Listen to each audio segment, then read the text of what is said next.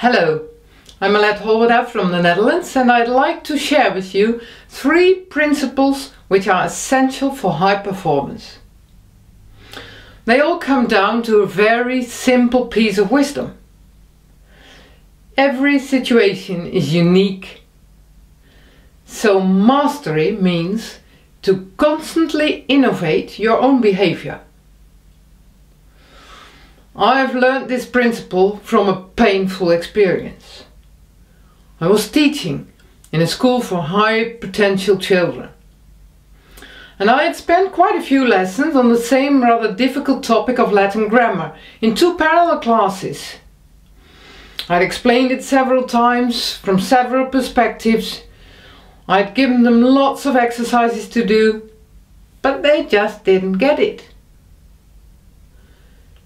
So I decided I had to spend 1 more lesson on the topic, though I had no clue of how to do it. And when the first lesson started, I asked the children for help. I asked them to formulate their questions and wrote them on the blackboard without answering them yet. And I helped them to be very precise about their difficulties and made sure I understood them well. And when they were done, I looked at the blackboard and just let the questions in for a minute or 2.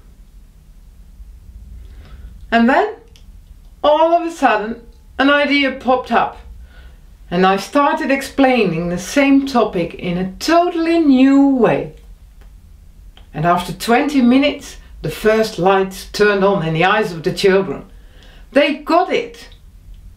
And 10 minutes later, the whole classroom was beaming with light. And one small girl said, "Oh, I've never been so happy in school before." Well, I was happy too, you can imagine. And the lesson was over and the next class came in, and I was very confident with this experience very present. I now knew how to go about the topic. So I started straight away explaining by the same approach which had worked out so well. But nothing of the magic, no glow in the eyes, just indifference. Well, this experience has been crucial for me to take my performance to a higher level.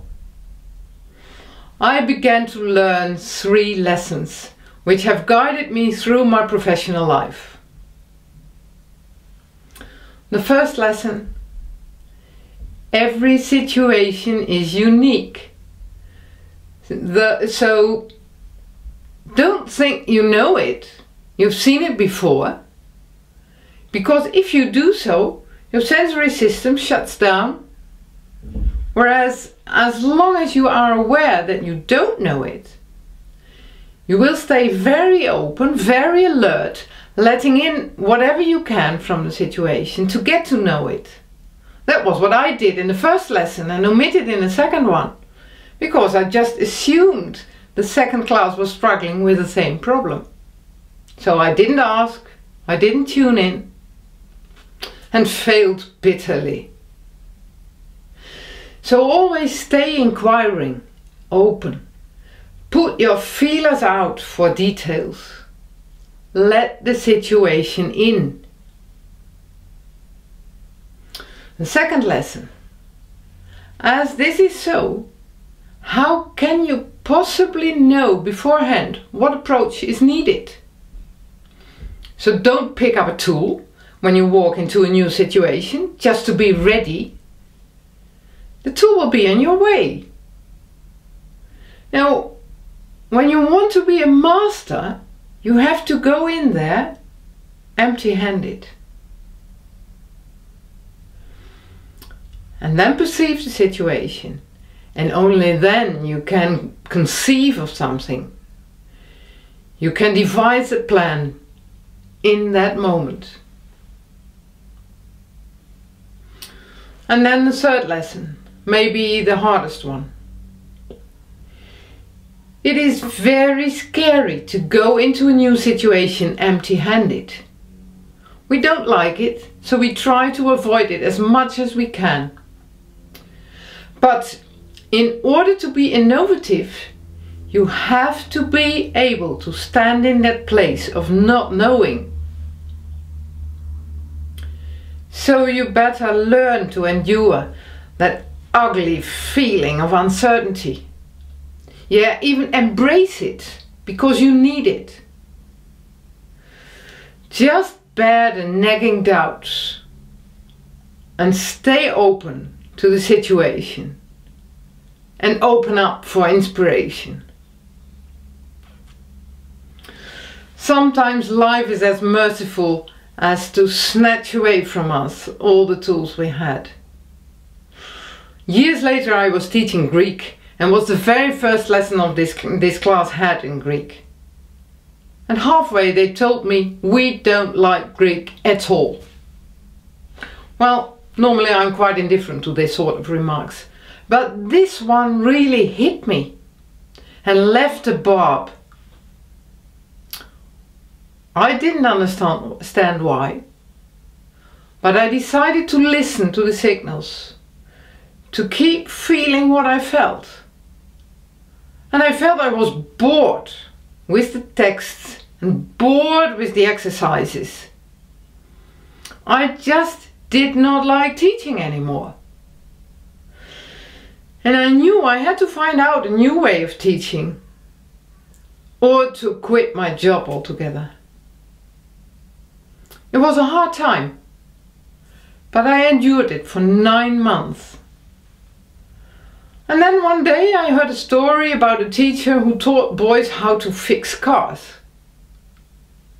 And all of a sudden I knew what I wanted to do.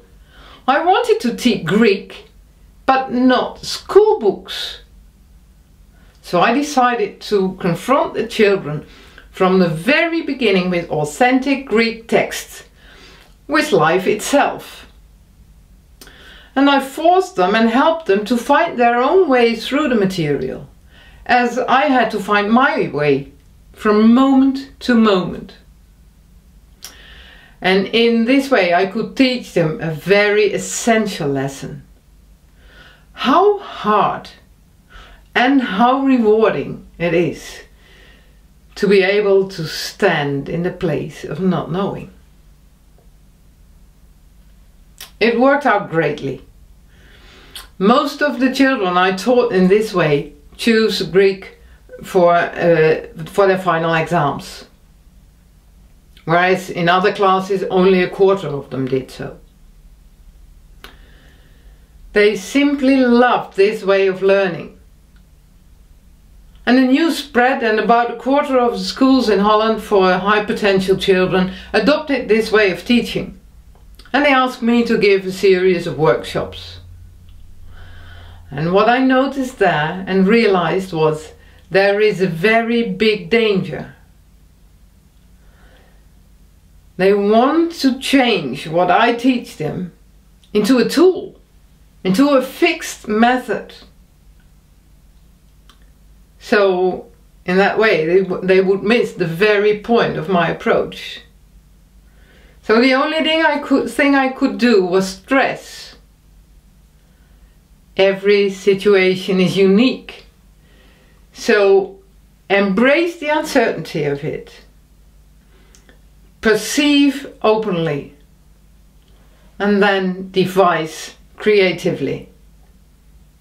And remember, the very next situation requires the same